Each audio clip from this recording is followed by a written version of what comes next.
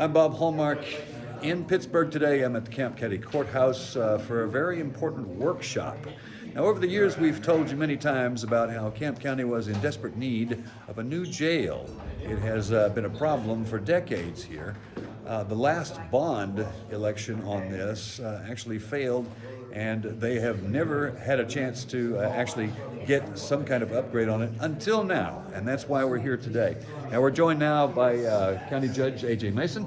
And A.J., I guess tell us a little bit about what we're doing today. This is a workshop, is that correct? Right, that's correct. We're having a workshop today. The Camp County Commissioners Court's having a workshop to explore all of our possibilities that are before us to expand our current jail. And as you mentioned, in 2019, we had a jail bond issue before the voters that did not pass. So the voters spoke, and we've looked for a plan B since that time. And so COVID happened right after that, and we received about $2.4 million in ARPA funding from the federal government, and our Commissioners Court decided we're going to apply that towards expanding our current jail. We've not put this forward as a long-term solution and not a best fix. We proposed that in the bond election. But this is something that we can address some very, very immediate problems using primarily ARPA funding. We have gone through a 1.5-year process of assessment and jail commission approvals, and got to the bid portion, and now we're here today looking at our options, because it's going to take about $1 million more, $1.5 million more than what we have in ARPA funds to get us enough beds to at least buy us some more time down the road. Right. I understand that there were the two bids here actually. One of them creates 47 beds, one of them creates 52 beds, and it's very intricate. Now, a lot of people don't know that AJ has a background in law enforcement, and he probably has somebody who is keenly aware of how desperately this is needed right now. That's correct. So all of everything having to do with jail operates under the standards set by the jail commission, and so our sheriff has to operate under those standards, and you have staffing and so forth, of what capacity of the jail's total capacity that you should be at, and so forth. And as you said, we've got one proposal before us to bring us to 47 total beds other than 52. But it's a bigger issue than just total number of beds. It also has what kind of flexibility within that jail that the sheriff has to be able to manage those inmates with regard to classification, gender classification, level of offense classification, and so on. So 47 or 52 doesn't always mean 47 or 52, depending on that classification, but a big part of it is the flexibility within those numbers. Okay.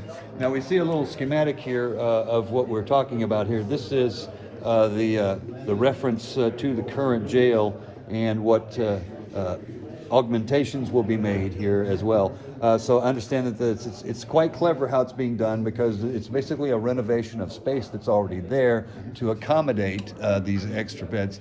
Now, important because there's a sense here that, well, we've got to do something, and this is long overdue. So I'm guessing you guys are taking a real serious look about how do we get there now, because the funding, obviously, as you said, the funding is important here, but you're going over all of your paperwork right now to see, okay, when is it going to be due? When do we absolutely have to have our money in the bank and the first payments and that sort of thing, right? Yeah, that's right. And one thing I want to add, Bob, is some of this does actually expand the current footprint of our jail, and then there's some major renovation in the kitchen area, because we're behind on our kitchen abilities now. If you add population, you obviously need more kitchen space to adequately and properly prepare the meals for the population that's in the jail. So it's kind of a combination. There's some expanded footprint and a lot of renovation.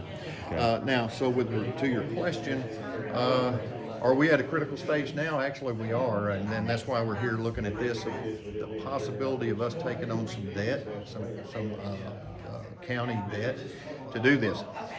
We're currently spending between $115,000 and $125,000 annually renting bed space in adjoining counties for inmate housing because we don't have the capacity here.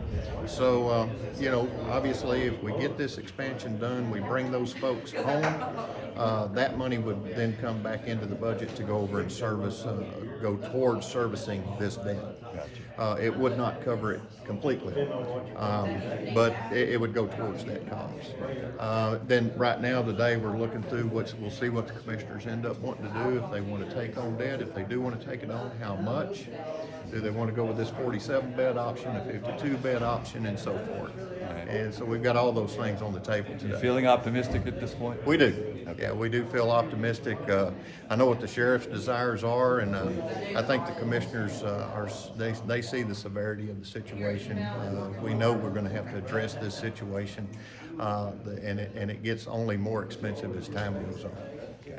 Judge, thank you very much. Thank you, Bob. Appreciate you coming. All right, and we'll have much more on this story tonight on KLTV 7 News. For KLTV Web Extra, I'm Bob Hallmark.